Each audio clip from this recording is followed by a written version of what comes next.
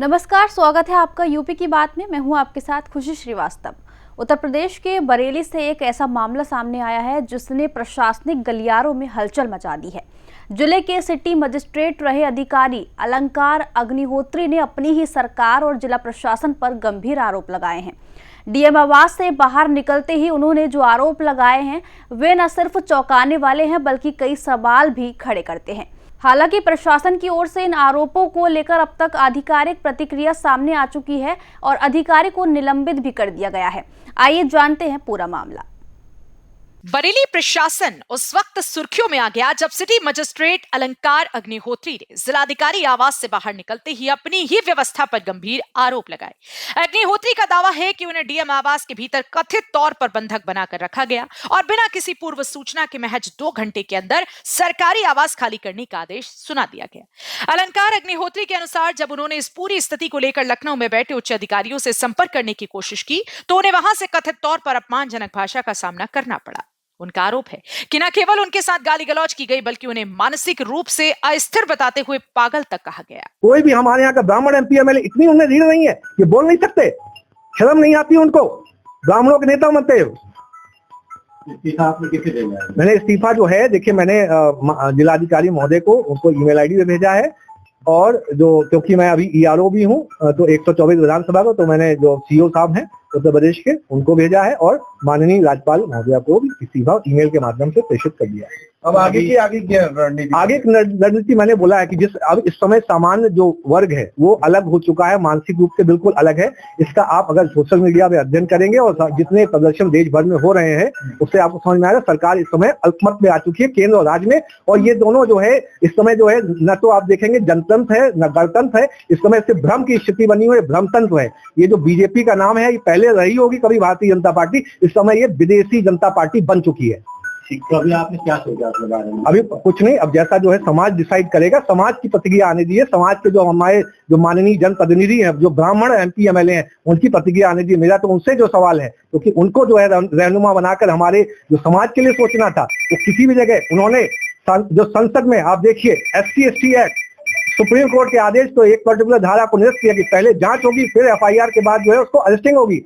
इस पर भी कोई भी ब्राह्मण एमपी एमएलए नहीं बोला। अब कितनी शर्मनाक बात है। जो प्रिंसिपल ऑफ जो नेचुरल जस्टिस होता है, ऑडी ऑल्ट्रम पार्टम जो सिद्धांत होता है लॉ का, हियर द अदर पार्टी, आपने उसके खिलाफ जो सुप्रीम कोर्ट का निर्देश के खिलाफ जाके आपने उसमें मतदान किया है। आपको शर्म आनी चाहिए। आपने कितने जिसमें फर्जी SC ST एक्ट की धारा लगती है पूरा परिवार तबाह हो जाता है। 2-2, 3-3 लाख, 5-5 लाख, 10-10 लाख लेकर समझौते किए जाते हैं। आपको शर्म नहीं आ रही है? कहाँ ले जा रहे हैं देश को? जो आपने आह्वान जनप्रतिनिधियों से किया है, क्या वही जो CPS, IAS और IPS भी करेंगे? मैं देखिए मैं किसी दूसरे की बात नहीं कर रहा हूं क्योंकि जनप्रतिनिधि जनता से चुना गया है, वो जनता का रहनुमा है। जो कार्यपालिका जो हम लोग जो एग्जीक्यूटिव है वो जनता ने नहीं चुनी है, वो स्वयं एक परीक्षा पास करके आएंगे। मैं उनसे क्यों करूंगा? मैंने तो मुझे ये जो स्टेप है इसलिए उठाना पड़ा क्योंकि ये लोग बिल्कुल मुंह बंद करके चुप मूक दर्शक बन के बैठे हैं। ये मुझे लगता है कि पूरे समाज के बेटे बहू बेटियों का रेप करवाएंगे, उसके बाद भी कुछ नहीं बोलेंगे क्योंकि ये सीओ जो आला कमान है हाई कमान से जब तक उनको मुंह खोलने का जो आदेश नहीं आएगा तब तक कुछ नहीं बोलेंगे। मतलब इनको शर्म आनी चाहिए, ब्राह्मण है। सिटी मजिस्ट्रेट का कहना है कि इस पूरे घटनाक्रम से उनका परिवार भी मानसिक तनाव में आ गया है। उन्होंने यह भी आरोप लगाया कि प्रशासनिक स्तर पर उन्हें अपनी बात रखने का मौका नहीं दिया गया और एक तरफा कार्रवाई की गई। इस घटनाक्रम के सामने आते ही प्रशासनिक महकमे में हड़कंप मच गया।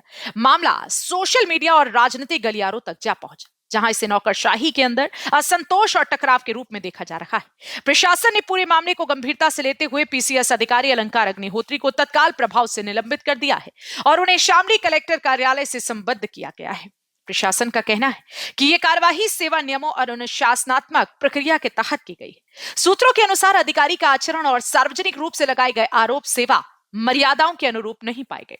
इसके चलते ये निर्णय लिया गया है। साथ ही मामले की आंतरिक जांच भी की जा रही है। वहीं जिला प्रशासन ने अलंकार अग्निहोत्री के सभी आरोपों को सिरे से खारिज कर दिया है। ADM न्यायिक देश दीपक सिंह ने स्पष्ट किया कि सिटी मजिस्ट्रेट को केवल सामान्य प्रशासनिक चर्चा के लिए बुलाया गया था। बैठक में ADM प्रशासन, ADM सिटी, वरिष्ठ पुलिस अधीक्षक और वे खुद मौजूद थे। उन्होंने बताया कि किसी तरह का दबाव, धमकी या बंधक बनाने जैसी कोई घटना नहीं हुई। प्रशासन के अनुसार सभी आरोप पूरी तरह से मनगढ़ंत है। ये मामला इसलिए भी अहम माना जा रहा है क्योंकि एक सेवारत पीसीएस अधिकारी द्वारा सार्वजनिक रूप से इस तरह के आरोप बेहद दुर्लभ है। जानकारों का मानना है कि यह प्रकरण प्रशासनिक दबाव, कार्य संस्कृति और अधिकारियों की जवाबदेही जैसे मुद्दों को एक बार फिर चर्चा में ले आया है। फिलहाल पूरे मामले पर सभी की नजरें जांच प्रक्रिया और आगे की प्रशासनिक कार्यवाही पर टिकी हुई है। यह देखना अहम होगा कि जांच में कौन से तथ्य सामने आते हैं और इस विवाद का प्रशासनिक तंत्र पर क्या असर पड़ता है।